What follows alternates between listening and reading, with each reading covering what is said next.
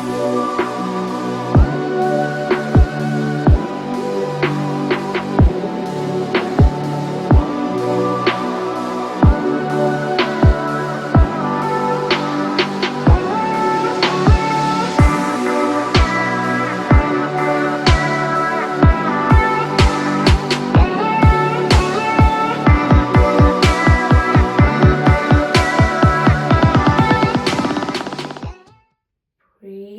the Lord. जय मसीह की। Welcome to walking on water witnesses. मेरा नाम है अंजलि नाथ। आइए हम मिलकर परमेश्वर पर निर्भर होना सीखें। आज हम अपनी स्टडी को जो हम एस्थर की पुस्तक की कर रहे थे उसे कंटिन्यू करेंगे। आज हम चैप्टर 3 उसकी वर्स 12 से 15 को देखेंगे। That talks about promise versus terror, वादा वर्सेस आतंक। सो हमने चैप्टर 3 में अब तक ये देखा कि कैसे अगागी हमदत्ता के पुत्र हमान को उच्च पद मिलता है। राइट, सो राजभवन में सारे कर्मचारी हमान के आगे झुक कर उन्हें दंडवत कर रहे हैं। मर्द के ऑफ कोर्स उन्हें दंडवत नहीं करते, ना ही झुकते हैं। और जब हमान को ये बात पता चलती है तो वो बहुत ही क्रोधित हो जाते हैं, ये भी जान के कि वो यहूदी हैं। हमान सरियक्ष राजा के सामने एक प्रस्ताव रखते हैं कि पूरी जाति को वह इस जूश जाति को मिटा सकें। उसको बड़ी अच्छे से वर्ड करके वो उस प्रपोजल को प्रेजेंट करते हैं और इन रिटर्न राजा को कहते हैं कि वो उन्हें 10,000 के कार चांदी देंगे, which is equivalent to 375 tons of silver.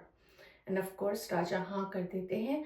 हमान जो यहूदियों का पैरी है उसे राजा अपनी अंगूठी दे रहे हैं, सिग्नेट रिंग।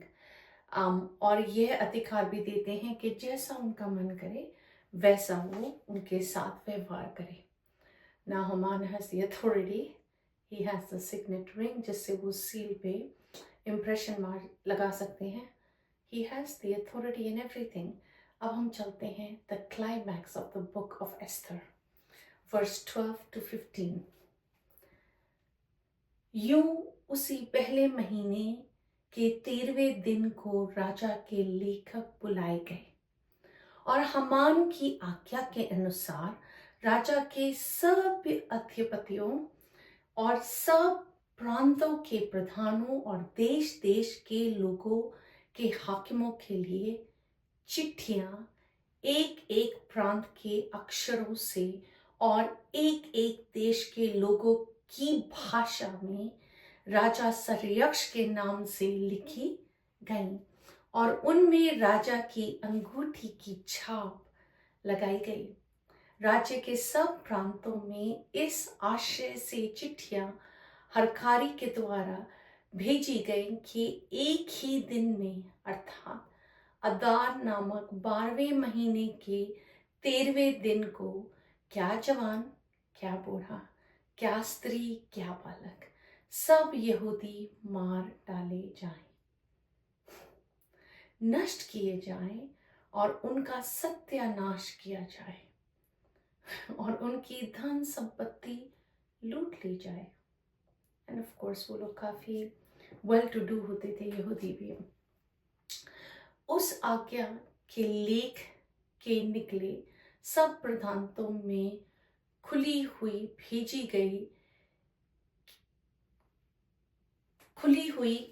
गई कि सब देशों के लोग उस दिन के लिए तैयार हो जाएं। यह आज्ञा शूशनगढ़ में दी गई और हर खारे राजा की आज्ञा से तुरंत निकल गए।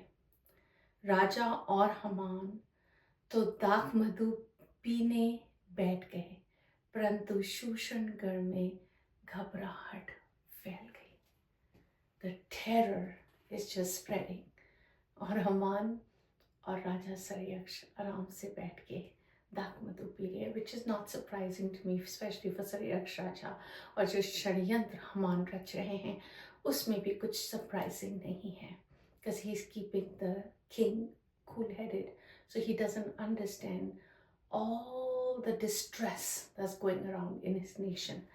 So बड़ी अच्छी तरह से क्राफ्टेड ये क्लाइमैक्स है, जिसमें हर तरह के यहूदी, कोई बच्चे ना छोड़े जाएं, कोई औरतें ना छोड़ी जाएं, कोई आदमी ना छोड़े जाएं, उनकी सारी दम संपत्ति जब्त हो जाए, सब कुछ तहस नहस करने के लिए हमान इस बदले को, इस युद्ध को तैयार करने के लिए इस युद्ध में तैयार होकर लड़ने को जा रहे हैं। आइए हम देखते हैं इस कहानी में अब आगे परमेश्वर क्या करेंगे। इन पदों में चिट्ठियां डाली जाती हैं। परमेश्वर क्या कहते हैं अबाउट चिट्ठियां डालने के विषय? नीति वचन 16:33, चिट्ठी डाली तो जाती है परंतु उसका निकलना यहोवा ही की ओर से होता है। Look at the ironical part. जितना ही हमान सोच रहे हैं कि चिट्ठी जल्दी निकल जाए फॉर द डेट, जिस डे पे वो जूस को डिस्ट्रॉय करेंगे, उतना ही लंबा परमेश्वर समय को खींच रहे हैं। वर्स 12 सेज चिट्ठियां डाली जा रही हैं, सॉरी, पहले महीने के 13वें दिन पर, which is the month of Nissan. So Nissan के महीने में जो पहला महीना है उसके 13वें दिन पे वो चिट्ठी को निकाल रहे हैं to see what date is it gonna be. So Hebrew calendar के हिसाब से इट्स निसान का महीना is between March and April. Verse 13 में लिखा है अदार नामक 12वें महीने के 13वें दिन को ये दिन निकलता है, which is by the Hebrew calendar February to March। अगर आप देखें जब वो चिट्ठी को निकाल रहे हैं, इस लाइक हमारे कैलेंडर के हिसाब से पहले महीने का 13वां दिन जनवरी 13, और जिस दिन वो इम्प्लीमेंट करेंगे इस रूल को विल बी दिसंबर 13, और उसके बीच में 11 महीने का फर्क है। हमान चाहते होंगे कि ये डेट बहुत जल्दी निकल जाए, पर ऐसा नहीं होता because God has a bigger plan and he gives his people time. And just the day before this 13th day is Passover। तो जूस ने अभी पैसओवर ही सेलिब्रेट करा है। एंड पैसओवर के विषय परमेश्वर ने क्या रूल दिया था यहूदियों को? निर्गमन 23:15 में अखमीरी रोटी का पर्व मानना, उसमें मेरी आज्ञा के अनुसार अबीब महीने को नियत समय पर 7 दिन तक अखमीरी रोटी खाया करना, क्योंकि उसी महीने में तुम मिस्र से निकल आए थे। मुझको कोई छूछे हाथ अपना मुंह ना दिखाए। सो ये डिग्री जो ये बहस करने पर है, वो कहते हैं क्योंकि उसी महीने में तुम मिस्र देश से आए थे। सो जब वो पैसओवर सेलिब्रेट करके निकले हैं, उन्होंने याद किया everything God did for the people, the Jewish people, जब वो मिस्र से, इजिप्ट से निकलकर बाहर आए हैं। सो जब चिट्ठी निकल रही है, परमेश्वर ने वो समय दे रहे हैं। जब मैं आपसे बातचीत करती हूँ और बताती हूँ अबाउट ये लोग जो जेरूसलम वापस नहीं लौटे हैं, ये यहूदी जो पर्शिया में रह गए हैं, आई एम श्योर इनमें बहुत हैं जो स्ट्रॉन्ग बिलीवर्स हैं लाइक मोर्देखे, बट बहुत हैं जो नहीं हैं, करेक्ट? एंड बिकॉज वो इसलिए नहीं है क्योंकि between the separation they're wondering if they chose to stay in Persia was against God. So they are living far away from their promised land right now, and majority of them are wondering कि परमेश्वर का हाथ उनके ऊपर है भी या नहीं।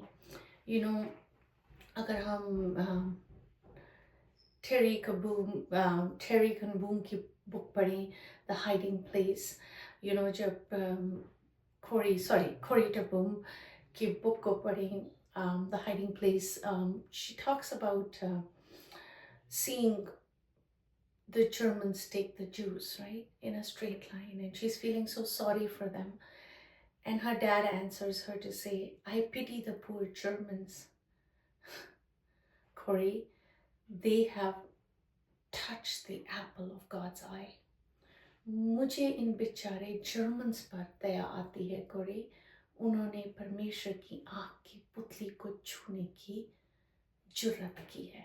You know, when people of God are trying to be destroyed, it's like touching the eye of God. So you know, जब हम खुद अभी ईस्टर के, गुड फ्राइडे के, होली वीक के सीजन से गुजरे हैं, the lamb is crucified. वही लहू जो उन्होंने अपने घर के चारों ओर लगाया था कि मरी गुजर जाए पर उनके घर को लांग जाए, उसी प्रकार मेमने का लहू भी हमें इसी रीति दिया गया है कि क्या कोई परेशानी हो, कोई मरी हो, हमारे को, हमारी फैमिलीज को लांग कर चली जाए. आइए हम प्रार्थना में चलते हैं. परमेश्वर, हम आपका धन्यवाद करते हैं. What a beautiful verse to study, God, just after Easter.